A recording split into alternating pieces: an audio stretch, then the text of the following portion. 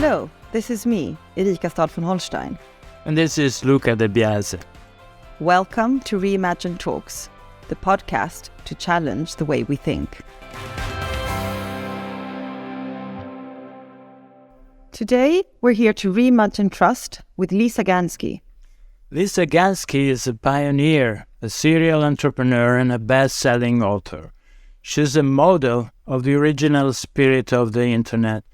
She was a co-founder of the first commercial website, GNN, acquired by AOL, and the first digital photography sharing and printing service, Photo, acquired by Eastman Kodak. Gansky is the author of the best-selling book, The Mesh, Why the Future of Business is Sharing. Her work on trust, the network effect, interdependence, and the sharing economy has been central in rethinking 21st century business models and community dynamics. Thank you very much, Lisa, for taking the time to be here with us today. Perhaps we should start with the fundamentals. What do we mean by trust? Well, first of all, thank you both for the invitation. I'm really delighted to join you in the conversation, and I look forward to how we unravel trust in the next coming minutes. Yes, so it's a great place to start. What is trust? For me, trust is a social contract. It's a kind of agreement or set of expectations that we have with each other. So it's really a way for us, and there's always a context. So maybe I trust Luca for driving, but I don't trust him for cooking. And some of that can be with competence and sincerity. So there's these two parts when we think about trust generally of people or institutions. As for cooking, I agree with you, and trust is always a difficult thing to give. Well, we are reading all the time about the crisis of trust. Edelman, Ipsos, Gallup, always talking about a crisis of trust. Why should we care? Why is it so important? Well, it's a great question, first of all. And as background, I think that the world is changing faster than we can learn. So what's happening is digital technologies have changed the way that we interact with each other. They've disrupted our face-to-face communications, our communities. And so we're now in this place of trying to reestablish rules for trust, if then else. How do we interact with each other? And we went from, in physical communities, we went from a place where we knew each other. We grew up in and generally were born and potentially died in the same community. So we had a reputation, families, all of it.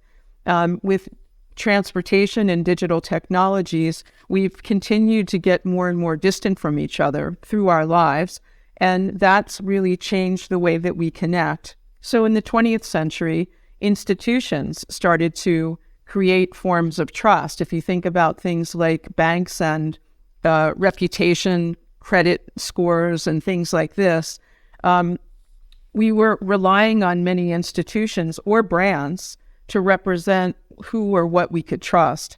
And many of those forms were centralized. They became more and more developed and centralized as a way of scaling, as a way of becoming global, because we were very obsessed with this idea that if something works locally, it should also work globally. And so we see that with education, military models, factories. Many things became in the industrial age or in the 20th century very focused on scale. And now what's happened is those institutions are being distrusted. They're no longer considered necessarily the stalwart of trust and value. And so, and there's many reasons for that and many examples, which the reports that you cite do a great job of highlighting. But I think what's fundamentally happening is the way in which we relate to each other has been really altered through technologies. And so we now, for example, this podcast, we're in distant cities having a very thoughtful, hopefully, conversation together, having not really met. And so for us, this is a fairly intimate discussion, about to hopefully not be that intimate. And we are at the same time using the technology to reach many people and to engage people in a discussion. For my taste as an entrepreneur and as a technologist, the idea of using technology to engage more people and to scale hopefully good ideas is fantastic. The issue, I think, is largely that society has moved quicker than the governing organizations. So technology moves quite quickly. Humans, surprisingly, have adopted technology relatively quickly. But the laggard here is the way in which trust is gated and is generally, in most instances, a laggard. And so we're out of sync. I refer to it as we're in this very privileged, actually, and exciting place as an entrepreneur between no more systems that are collapsing and institutions that aren't working and forms of trust that aren't working anymore. And at the interface of not yet. If you squint, you can see it. A lot of these systems, like blockchain, for example, has scaffolding around it. You can start to play with it, but it's not yet. It's not fully baked. It's not something that people are ready to let go of one vine and grab onto the other one. And so we're in this inflection point between no more and not yet. I think it's exciting, but it makes a lot of people nervous.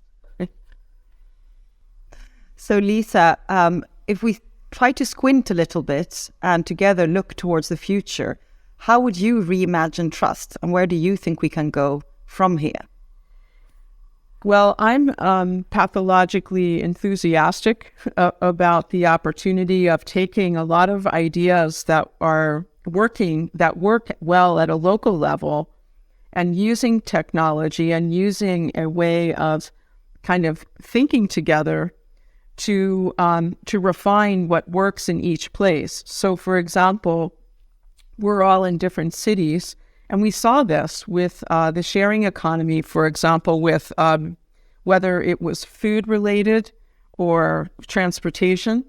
There's an organization called La Ruche qui Louis that started out of France. That was the idea was having farmers actually be able to bring their beautiful produce and goods into cities so that people aren't shopping and buying only in big grocery chains.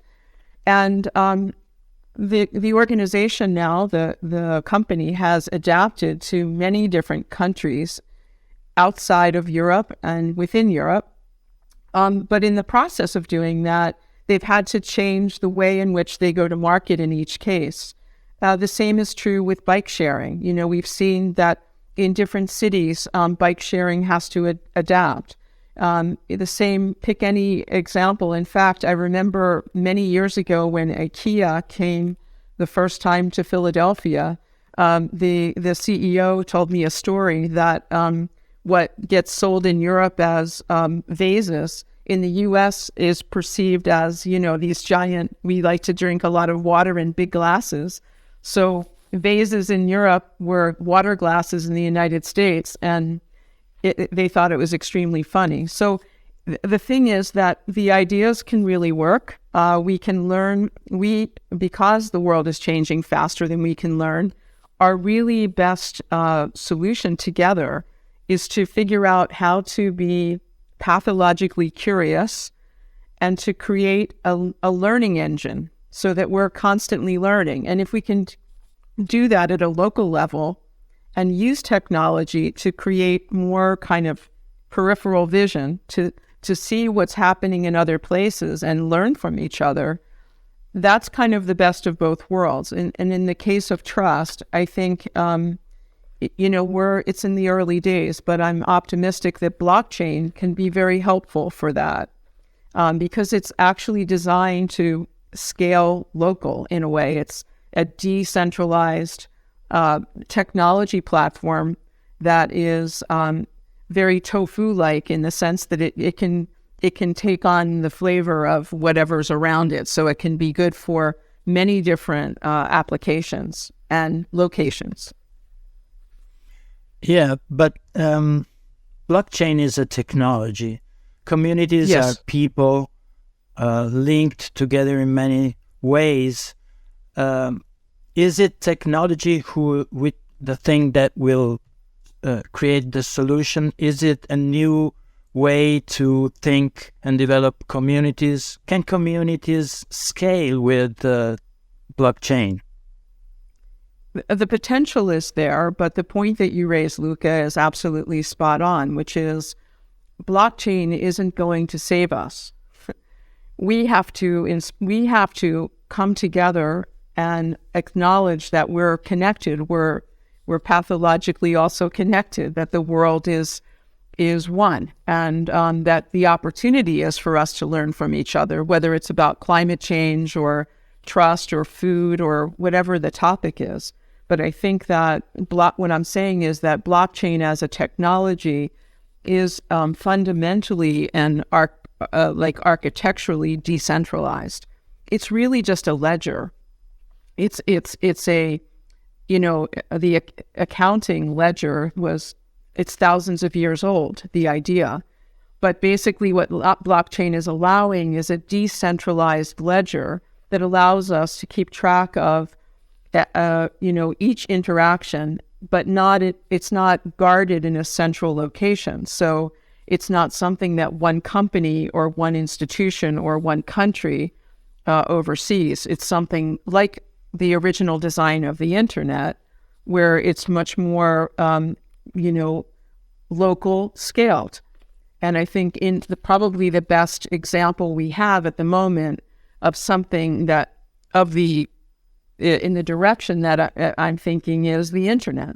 And I think a lot of the people who were involved in early blockchain, that was their enthusiasm for it, was seeing a kind of reinvention of a lot of models for governance that could be applied in many different ways, but using a technology like blockchain that would allow for everyone to participate, much like a cooperative. But the complication of a cooperative is governance, again, without technology, is very localized, which makes it very difficult to be anything other than local. So the answer to your question is no, the technology isn't going to save us, but we have to come together, and I think the technology can help us learn how to create trust in the 21st century in a way that will be more like what we actually need and how we're living and working today than the old institutions from the 20th century. So I think this is really inspiring. And in particular, now that we always hear this, doom and gloom scenarios that, technology is going to end the world and, democracy is at an end, that actually, yes, technology has changed the world that we live in, and it's changed it at a very quick pace, but also it's part of the solution. And the solution obviously has to be deeper than just reinstating the old forms of trust, but it's actually about inventing a new way to rebuild trust. And one of the things that, you have been writing a lot about, the sharing economy, and your vision for the future is really an economy that is based on trust.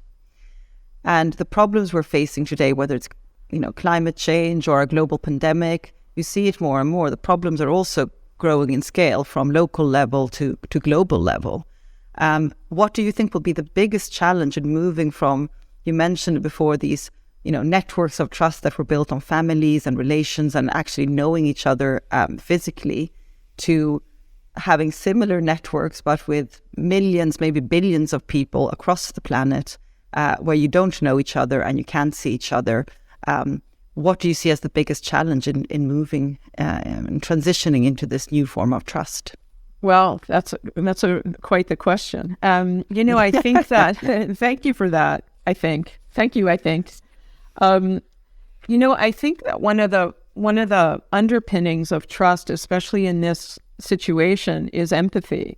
And I think that for me, one of the observations I have about building empathy in strange situations where I'm uncomfortable, the gateway is curiosity. And so I think that the opening for us, we have two choices. The world is unknown. The world is changing faster. We really don't know what's going to happen next. And we have two choices. We could be afraid or we could be curious. And so, my provocation and invitation to people is to be curious, to try to understand, why is this happening? Why does this person have that opinion? What can I learn from them? What are they seeing that I'm not seeing? And that's true in a business context or about, like we have here, beekeeping and friends that we're learning from. In every little community, we have the need to understand what's happening. What are you doing differently? How is it working? And I think that that's true in almost every aspect of life these days. So I feel that it's quite a challenge for us to remake ourselves, but I also think it's very historically unusual to be in this inflection point between no more and not yet, because we're the people that can help to shape and accelerate the not yet and make it more real. The alternative is to cling on to the no more and cry as it dissolves, So I'm a fan of the former. But I think your question is very complex in a way, because there's different levels of, who engages. And one of the things actually that we've seen with a variety of institutions working towards 21st century governance and models is that it's really important to engage the people that we refer to as the shapers. People, for example, who are in compliance, who are trying to manage the fraud or the distrust, and include them, because they realize also that the world is changing, and we need them to participate, not just to say no. So I think that that's also a really important piece, is no matter where you are in the community or in the organization, participating is fundamental, because trust is fundamental. And we actually want your perspective. We want, why do you make that face? What do you think isn't going to work? So that we engage people. I think that's our really only chance. As you can imagine, at Reimagine, we are also generally positive towards the future, but our starting point is the need to reimagine our basic concepts and to think outside the box and to really dream of something different. You mentioned the importance of curiosity beforehand. How important do you think courage will be in the next year to actually dare to do this leap? I love that question. And I think that it's courageous to ask it. And I believe that, my personal opinion is we're seeing certain types of crises accelerate beyond even what we thought scientifically would happen, whether it's, the relationship between pandemics and climate. There's been a lot of bad news in the last 3 to 5 years. I mean, relatively bad news after a relatively stable period, especially for us in the West. So I think that the hotter the water becomes, the more likely we are to develop courage, because the alternatives are kind of unsustainable conspicuously. And so for those of us that have been kind of bellwethers or early in the conversation about whatever it is, climate or technology or inequality, or pick a topic, I think a lot of the symptoms have been brewing, but the pain is increasing. And so I think that the more the pain increases, the more courageous we'll be, because what's the choice? What's the alternative? The alternative isn't comfort anymore, it's discomfort. And And so being human beings, which are basically walking nervous systems, I think when our nervous system gets to a point where the pain point says, okay, basta, then we jump. And so I think courage, inviting people to be curious and courageous is, I don't know really what the job of Re-Imagine Europe is, but I'd love to help make that part of what the kind of mischief that you cause. Because I think that the opportunity is for really reimagining and reshaping is absolutely, this is the right time, and trust is an underlying currency, which, I think, Erika, you had mentioned earlier when we were talking, and I think that it is a currency. It is a kind of a currency that is an entry ticket to the game in many cases. And so, we're building a community. We have a local phenomenon, which is all these different cities and communities throughout Europe. At the same time, we realize that every community is different, all the culturally, geologically, climate, etc.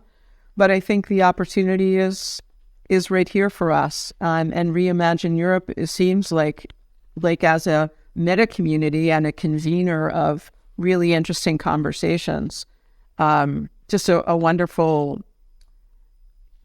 I'll use my instigator, and convener of something that could really provoke change.